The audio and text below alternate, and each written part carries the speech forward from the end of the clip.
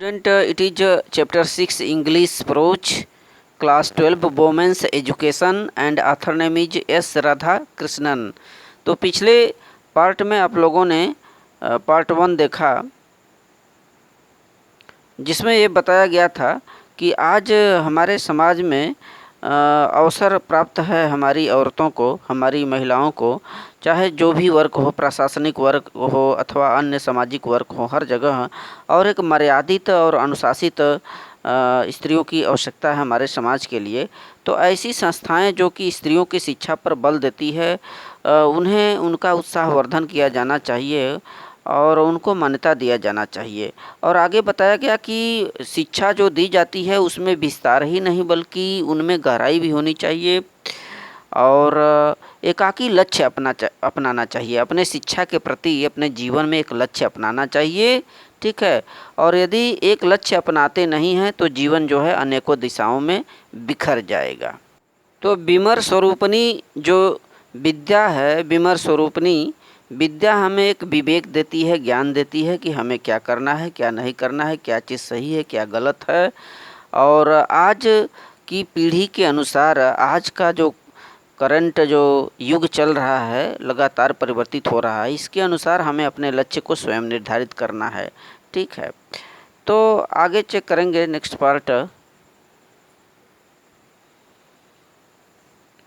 Every time we start we use our hymns and end with saying shanti shanti शांति।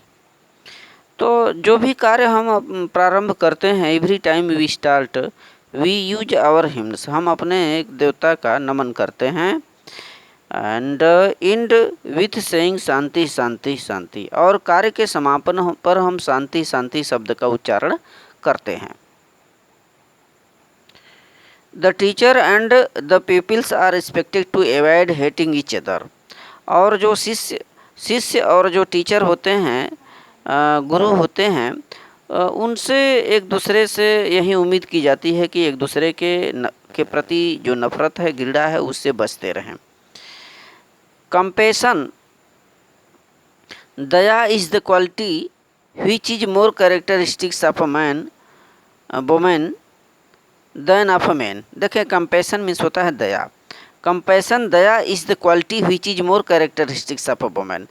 ये जो compassion होती है, जो दया होती है, वह एक ऐसी क्वालिटी है, गुण है, जो कि मनुष्य, जो कि मानव की अपेक्षा स्त्रियों की एक विशेष गुण होता है, मोर कैरेक्टरिस्टिक्स, एक खास गुण होता है स्त्रियों के अंदर एज कंपेयर देन मैन। मनुष्य की तुलना में स्त्रियों में उसका एक विशेष लक्षण होता है जिनके अंदर एक दया का गुण पाया जाता है, पुरुषों में की अपेक्षा जो स्त्रियां होती हैं। I read recently a book which speaks, कभी ये जो आथर हैं एस राधा कृष्णन जी, ये बताते हैं कि मैं अभी हाल ही में किसी किताब में ये देखा था, पढ़ा था कि जिसमें ये बातें बोली गई थी, speaks about the decline of humanhood, माने हमारी जो स्त्री समाज है उसका जो पतन हो रहा है, उसका क्या कारण है।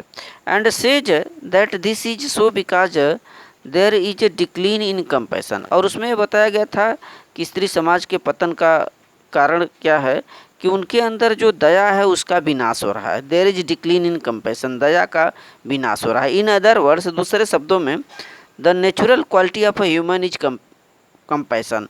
और दूसरे शब्दों में कहा जाए तो the natural quality of women is compassion. दूसरे शब्दों में स्त्रियों का जो प्राकृतिक गुण होता है वो दया ही होता है, कंपैशन ही होता है। If you do not have compassion, यदि आपके अंदर दया नहीं है तो यू आर नॉट ह्यूमन, तब आप मानव नहीं हैं। यू आर नॉट ह्यूमन, तब आप मानव नहीं है।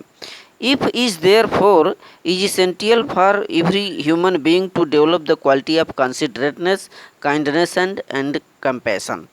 अतः यह आवश्यक है, therefore इसलिए, is essential for every human being. हर एक मानव प्राणी के लिए यह बहुत ही आवश्यक होता है कि अपने अंदर गुणों का विकास करे। डेवलप द क्वालिटी ऑफ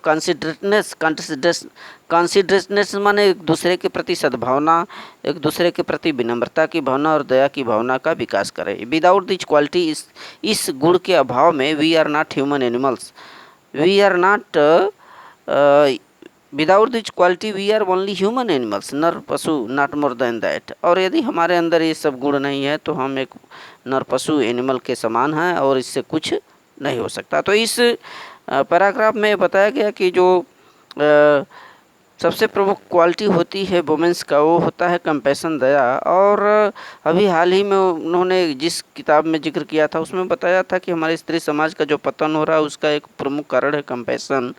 और दूसरा ये कि उनकी नेचुरल जो प्राकृतिक गुण होता है वो कंपैशन ही होता है। और विदाउट कंपैशन ह्यूमन क्या होता है कि नर पशु के समान माना जाता है। इसलिए उनके अंदर एक विनम्रता की भावना और सद्भावना की भावना और दया की भावना का विकास करना चाहिए। So thank you student.